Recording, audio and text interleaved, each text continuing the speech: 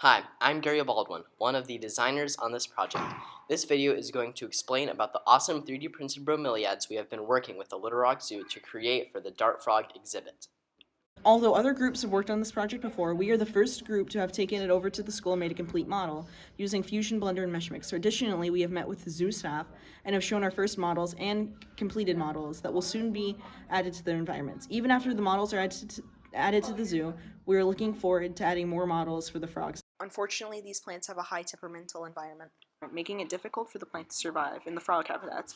This has been a big problem for the frogs because they need these plants to survive.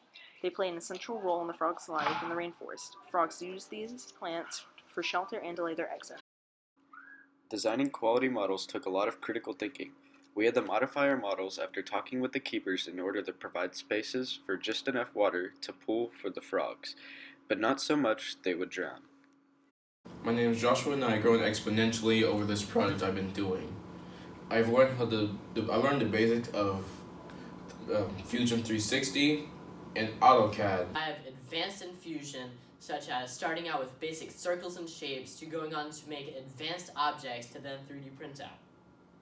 Additionally, we have really learned a lot of teamwork skills during this project. We had to utilize not only time throughout school, but also home and during lunches. All of our group members are in different East blocks, so at first this was really challenging. We initially started with one design, then decided it would be best if we all made unique designs to try. The reptile keepers felt this was a good decision because it also gave them more options to try with the frogs, while allowing it to be simpler for us to work on this project together. To communicate with the reptile keepers and collaborate with our group regarding decisions, we have used Basecamp to organize and keep all our work together. We are excited about our impact the bromeliads will have for the poison dart frogs at the zoo. After these models go into the tanks in the next few days, it will be great to see the frogs take to the models.